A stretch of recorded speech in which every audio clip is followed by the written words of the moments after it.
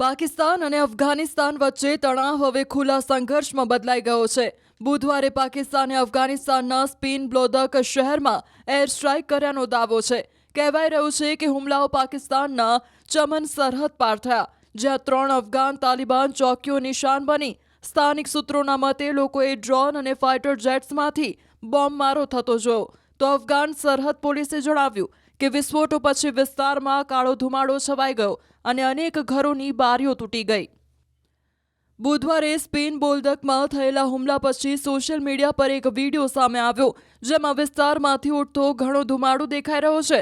આથી બંને દેશોની સરહદ પર સંઘર્ષ વધી ગયો। બંને પક્ષોના કુલ મૃતકોની સંખ્યા 21 છે। રોયટર્સની રિપોર્ટ અનુસાર 6 પાકિસ્તાની પેરામિલિટરી સૈનિકો માર્યા ગયા, જ્યારે એએફપીની સમાચાર અનુસાર 15 અફઘાન નાગરિકો માર્યા ગયા અને કેટલાક ઘાયલ થયા છે।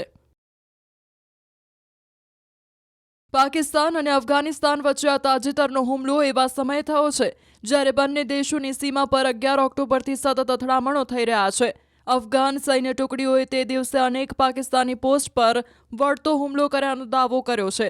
સમાચાર એજન્સી એપીના દાવા અનુસાર અફઘાન અધિકારીઓએ દાવો કર્યો કે તેમણે 58 પાકિસ્તાની સૈનિકોને મારી નાખ્યા, જ્યારે પાકિસ્તાને કહ્યું કે તેણે 23 સૈનિકો ગુમાવ્યા અને 200 કરતાં વધુ તાલિબાની સૈનિકો અને આતંકવાદીઓને મારી નાખ્યા।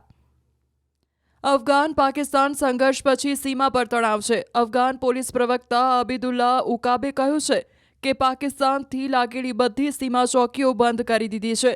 સોમવારે ચમન બોર્ડર પાર કરતા આશરે 1500 અફઘાન નાગરિકોને પગપાળા ઘરે પરત જવાની પરવાનગી આપી, પરંતુ વેપાર અને આવાગમન ઠપ છે। બંને દેશો વચ્ચે ટ્રક અને મુસાફરો અટવાઈ પડ્યા છે।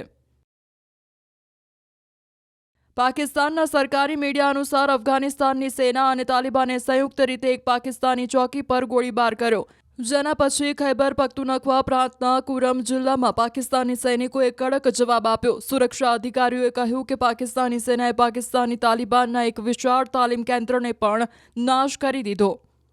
પાકિસ્તાની એરફોર્સે ફરી એકવાર અફઘાનિસ્તાનની રાજધાની કાબુલ પર હવાઈ હુમલાનો દાવો કર્યો છે।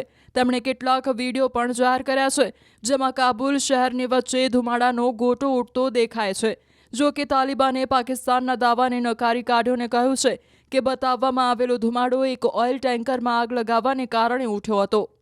આ ઉપરાંત તાલિબાનના પ્રવક્તાએ એવો પણ દાવો કર્યો છે કે અફઘાન સેનાની જવાબી કાર્યવાહીમાં પાકિસ્તાનના અનેક સૈનિકો માર્યા ગયા અને તેમની ચોકીઓ તેમજ ટેન્કો પર કબજો કરી લેવાયો।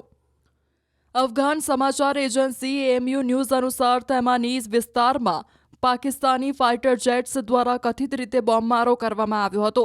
એએમયુએ જણાવ્યું કે શહેરમાં બીજા વિસ્ફોટનો અવાજ પણ સંભળાયો, જેનાથી એવો અંદાજ લગાવાયો કે પાકિસ્તાને તહરીકે તાલિબાન પાકિસ્તાનના ઠેકાણાઓને નિશાન બનાવ્યા। તાલિબાનના પ્રવક્તા જબીઉલ્લાહ મુજાહિદે કહ્યું છે કે કાબુલના લબ-એ-જાર ખૈરખાના વિસ્તારમાં વિસ્ફોટ ફક્ત એક તેલ ટેન્કરમાં આગ લાગવાને કારણે થયો હતો। આમ કાબુલમાં થયેલા ધમાકાને લઈને બંને પક્ષોના દાવા સંપૂર્ણપણે અલગ છે।